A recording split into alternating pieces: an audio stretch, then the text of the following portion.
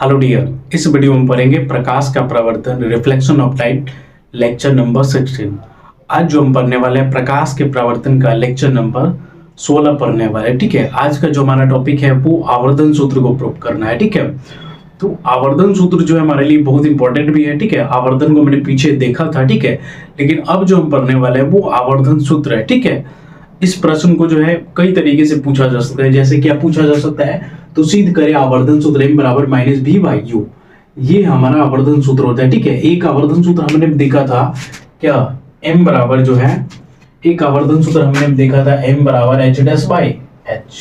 ठीक है, h dash by h देखा था। ठीक है, इसका भी उपयोग हम इसमें करने वाले हैं। ठीक है, लेकिन ये जो हमारा सूत्र है आवर्धन सूत्र, इसको हम कहते हैं m बराबर माइनस भी बाई यू। ये भी एक सूत्र कैसे है ये सूत्र, इसको हम प्रूफ ही करने वाले हैं। ठीक है, और इस प्रश्न को ऐसे भी पूछा जा सकता है, जैसे गोलीय दर्पण के u, v तथा m में संबंध ज्ञात करें। ठीक है, गोलीय दर्पण के u, v तथा m में संबंध ज्ञात करें या संबंध स्थापित करें। ठीक है, या और भी तरीके से पूछा सकता है, जैसे गोलीय दर्पण की वस्तु दूरी, प्रतिबिंब दूरी तथा आवर्धन में संबंध स्थापित करें या संबंध ज्ञात करें। ठीक है, तो इस प्रकार से इस प्रश्न को पूछा जा सकता है। ठीक है, अब जब इस प्रश्न को पूछा जाएगा हमसे तो इसको सॉल्व कैसे करेंगे। ठीक है, तो देखिए सबसे पहले जो हमने क्या किया है, बगल में पीछे जो हमने बताया उसी प्रकार से जो है फिगर ड्रॉ किया है। ठीक है, किरण आरेख दिखाया।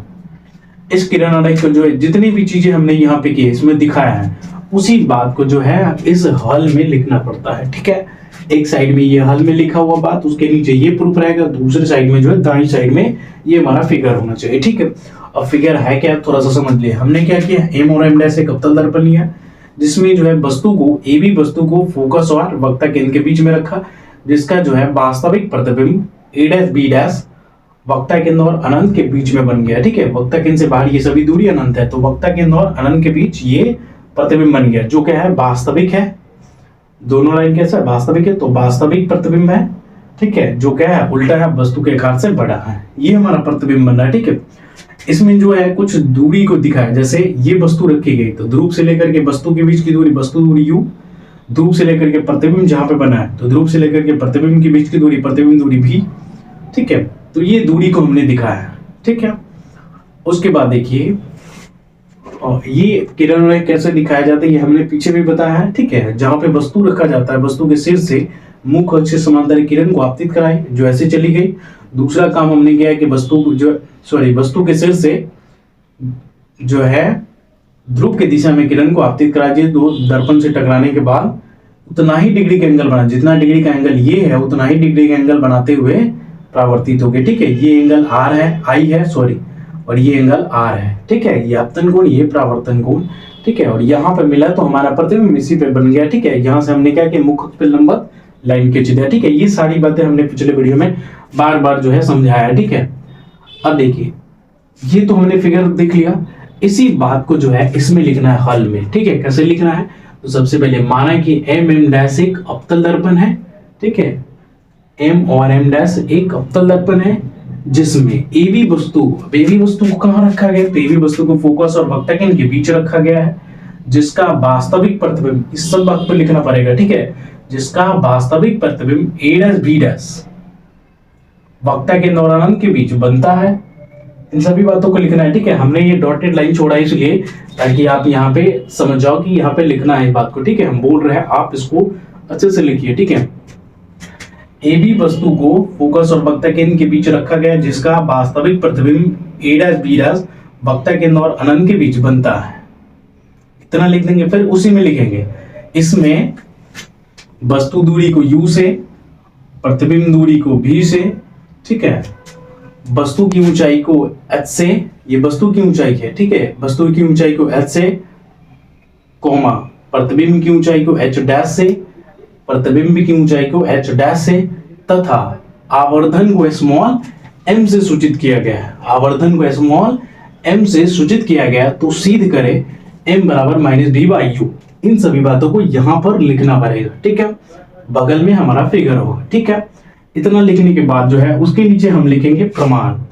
उसके नीचे क्या लिखेंगे, प्रमाण। प्रमाण में हम यहाँ लिखे, यहाँ या इसके बदले हम चूंकि भी लिख सकते हैं। ठीक है, तो यहाँ त्रिभुज A dash B dash P और त्रिभुज ए बी पी, देखिए ध्यान से, त्रिभुज ए डैश बी डैश पी, इस बड़ा त्रिभुज की बात हो रहा है, ठीक है, ये वाला त्रिभुज की, ए डैश बी डैश पी, ठीक है, ये पूरा बड़ा सा त्रिभुज, ठीक है, इस त्रिभुज की, ठीक है। दूसरा जो त्रिभुज है हमारा त्रिभुज A B P, A B P मतलब ये त्रिभुज की, ठीक है। भाई दोनों त्रिभुज में देखिए ध्यान से, ये वाला कोण जो है हमारा 90 डिग्री है, ठीक है, 90 डिग्री है, और इस त्रिभुज में ये वाला कोण जो है 90 डिग्री है। अब 90 डिग्री से 90 डिग्री, ये दोनों कोण क्या हुआ, दोनों त्रिभुज में बराबर हो गए। इसी बात को लिखा गया यहाँ, angle A dash B dash P, angle A dash B dash P बराबर ए बी पी, इस कोण के बराबर कौन है, इस कोण, ये वाला कोण है, ठीक है, और समकोण से ये बराबर हो गया, ठीक है। तथा दूसरा देखिए, ये वाला कोण जो है आपतन कोण है, ये वाला परावर्तन कोण है, ये कोण जो है इस त्रिभुज का कोण है, और ये कोण जो है इस त्रिभुज का कोण है, ठीक है। ये दोनों भी आपस में क्या है, बराबर है। कैसे बराबर है, तो प्रकाश के परावर्तन के नियम से, ठीक है। तो ये दोनों कोण के बारे में लिख दिए। अब देखिए दो कोण जो है ये दोनों त्रिभुज का बराबर हो चुका है, और हमने पीछे बताया है कि अगर दो त्रिभुज का दो कोण जो है आपस में बराबर हो जाता है, तो तीसरा कोण जो होता है ऑटोमेटिक क्या हो जाता है, बराबर होता है। कैसे बराबर होता है, तो कोण कोण समरूपता के नियम से, ठीक है, कोण कोण समरूपता से। पिछले वीडियो में हमने बताया भी था कि दो कोण जब बराबर हो जाएगा दोनों त्रिभुज का, तो तीसरा कोण जो होता है बराबर हो जाता है, ठीक है।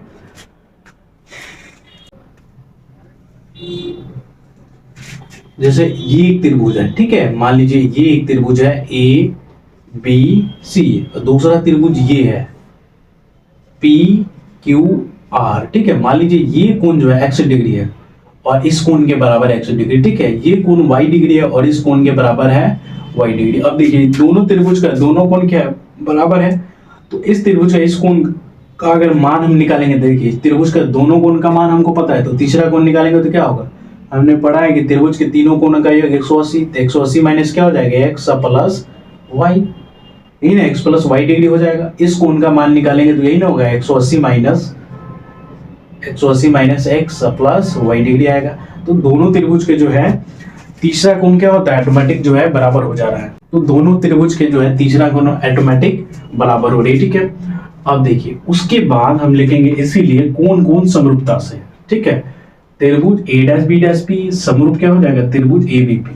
ये दोनों त्रिभुज है आपस में क्या हुआ, समरूप हो गया, ठीक है। ये वाला त्रिभुज त्रिभुज ए डैश बी डैश पी और त्रिभुज ए बी पी क्या हो गया, समरूप। समरूप कहने का मतलब समान रूप है, ठीक है, समरूप कहने का मतलब समान रूप है। देखिए दोनों का आकार में बहुत ज्यादा फर्क है, ठीक है, ये छोटा ये बड़ा है, लेकिन रूप क्या है, दोनों का समान है, क्योंकि दोनों त्रिभुज के तीनों एंगल क्या है, एक दूसरे के बराबर है, ठीक है।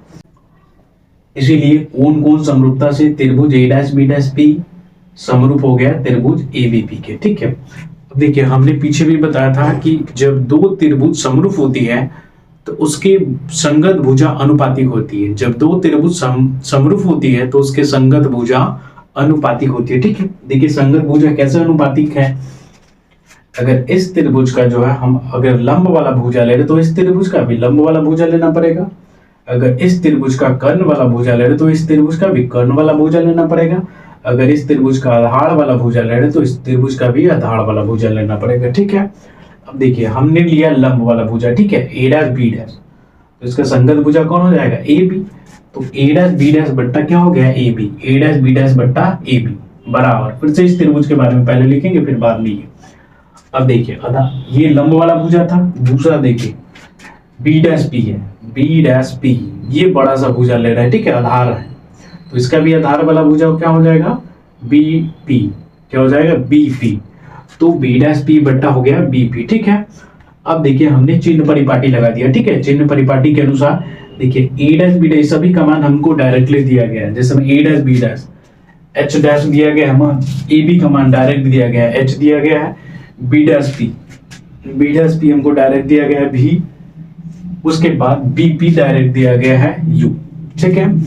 इसीलिए हमने डायरेक्ट चिन्ह परिपाटी लगा दिया। अब देखिए ए डैश बी डैश जो है हमारा है क्या, एच डैश है, A dash B dash H dash है, ठीक है। लेकिन एच डैश जो है देखिए मुख अक्ष पर लंबवत नीचे की दूरी है, मुख अक्ष पर जो है परपेंडिकुलर नीचे की दूरी है, और मतलब नीचे की जो दूरी होती है वो ऋणात्मक होती है, नेगेटिव होती है, ठीक है। तो ये हो गया माइनस एच डैश, ठीक है। उसके बाद ए बी के बारे में देखिए, ए बी जो है मुख अक्ष पर लंबवत ऊपर की दूरी है, और मुख अक्ष पर लंबवत ऊपर की जो दूरी होती है वो पॉजिटिव होती है, धनात्मक होती है, ठीक है। इसलिए एच जो है हमारा हो गया पॉजिटिव, ठीक है। उसके बाद बी डैश पी देखिए, बी डैश पी ये वाला दूरी, ये ध्रुव से बाईं तरफ की दूरी है, ध्रुव से बाईं तरफ की दूरी होती है ऋणात्मक, ठीक है। इसीलिए ये हो गया माइनस भी, ठीक है। बीपी देखिए, बीपी ये है, ठीक है, यू स्मॉल यू, और ये भी ध्रुव से जो है बाईं तरफ की दूरी है, और ध्रुव से बाईं तरफ की दूरी क्या होती है, ऋणात्मक, ठीक है। इसीलिए ये हो गया माइनस यू। अब देखिए इसको कैलकुलेट करेंगे तो ये माइनस ऊपर में नीचे में प्लस है, ठीक है। ये पूरा टर्म्स हो जाएगा निगेटिव, अभी माइनस माइनस क्या हो जाएगा, प्लस हो जाएगा, ठीक है, पॉजिटिव हो जाएगा भी बाय यू। अब देखिए इसको आगे लेंगे, या इसमें हम दोनों तरफ क्या करें, देखिए हमको जो सिद्ध करना है उसमें माइनस भी बाई यू है, एम बराबर माइनस भी बाई यू है, ठीक है। लेकिन इसमें माइनस इधर आ गया, ठीक है। तो हम दोनों तरफ क्या कर सकते हैं, माइनस वन से गुना कर सकते हैं, ठीक है। तो दोनों तरफ माइनस वन से गुना करने पर, ठीक है, माइनस वन से गुना करने पर, ठीक है। तो माइनस से गुना करेंगे तो माइनस माइनस क्या हो जाएगा, प्लस, और ये जो है माइनस बी बाई यू हो जाएगा, ठीक है। अब देखिए हमने पढ़ा हुआ है कि एच डैश बाई एच जो होता है क्या होता है, आवर्धन होता है, एम होता है, ठीक है। जब आवर्धन बताए थे, ठीक है, तो हमने बताया था कि एम बराबर क्या होता है, H dash by H, H dash by H, ठीक है। ये बात हमने बताया, ठीक है। तो यहाँ पे डायरेक्ट हम एच डैश एच के बदले क्या रख सकते हैं, एम। जब एम रखेंगे तो हमारे सूत्र जो है आवर्धन सूत्र प्रूफ हो जा रहा है, ठीक है। एम बराबर माइनस बी बाई यू, ठीक है। यहाँ पे चुकी भी लिखना पड़ेगा, ठीक है। तो ये रहा हमारा आवर्धन सूत्र, ठीक है। और इसको स्क्रीनशॉट ले लीजिए।